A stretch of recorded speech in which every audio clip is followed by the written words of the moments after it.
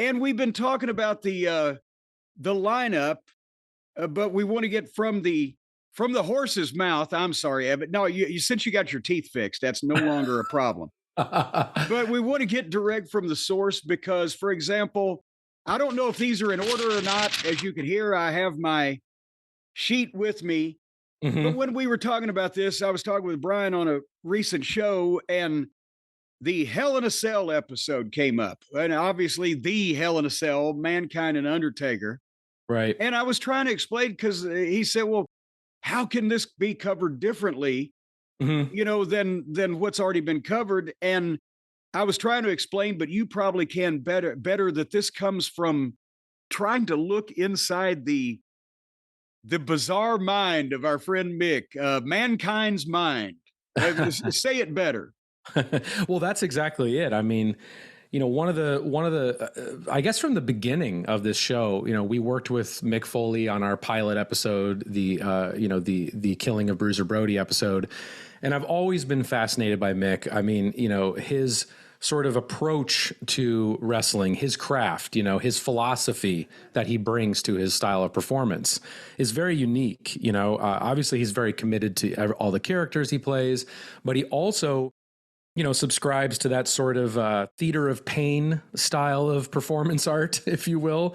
That's that self harm, self sacrifice type of performance. And to me, it's always been fascinating anytime to hear him talk about, just how he sees that approach and his philosophy to that approach, and how he got himself over with that. I mean, obviously it's brutal to watch, and sympathize with him and what he's dealing with now.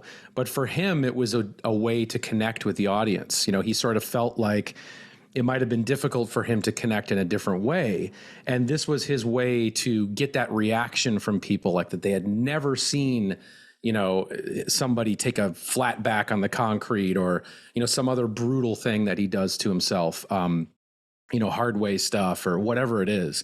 That was his way to connect. And for him, it's this very deep sort of need to not acceptance, but he always wants to make sure the audience is getting their money's worth, and that he needs that love, from the audience. And this was, I think, from a very young age, something that he saw the power of having a kind of gross out, wild, weird sort of reaction out of people. And I think that's what his talents are, to do this. And so for me, it's like to look at it, or to use the Hell in the Cell match as sort of a microcosm of, his approach to wrestling, I think made a lot of sense, because it is the quintessential moment for Mick in a lot of ways. I mean, Yeah.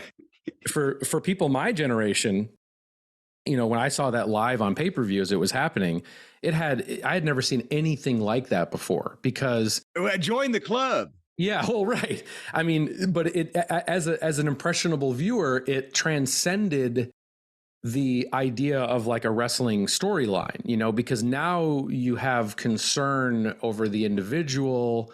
This whole thing is this must be real, because it's not like, a part of the quote unquote script or whatever. And there's this like intense immediacy to it. And it was an incredible, indelible experience for me watching it. And I know a lot of people had the same reaction. And so to me, that's sort of like the perfect canvas, for him, for lack of a better term, to kind of craft, everything he had been trying to craft up until that point. Well, But that's the yeah, thing with Mick, and I've told a story. I was there that night and astonished at what he put himself through, and we've right. told that story a bunch. But a lot of people, before I get to my main point, I'll say that the one thing that Mick had over everybody else that tries to do the same thing is that he still had the talent to somehow make it look uncooperative. Right. like he didn't want to go along with this. He was, flung into it. But that's what Mick that's what got Mick over, got Hmm. him noticed, got the attention. And I think I told you this one time we were speaking about him, is that after a couple of years and performances like this and some of the other things that he did during that, onset of the Attitude Era, at one point when he became Dude Love, because that story came up from his another face of Foley from his, teenage years, Dude Love, the guy that dove off the roof. Mhm. He felt like he was shortchanging the fans because Right. Dude Love was not the guy that took the big bumps or had the wild, bloody matches. He was the gimmick. Mhm. But at that point, I had to tell him, I said, the reason why I think that the fans loved Mick on a personal basis is because he had that unique personality. They could identify with him. And 100%. at first, the bumps got him noticed and the punishment got him noticed. But then as they started to like him more and more as a person rather than as an athlete or a celebrity or whatever, it made him uncomfortable.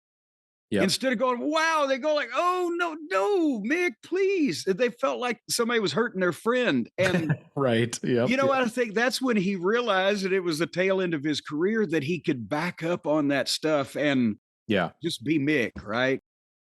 Yeah, no, 100%. And obviously there is a darker side, if you will, to that, to the stuff he was doing in this time period.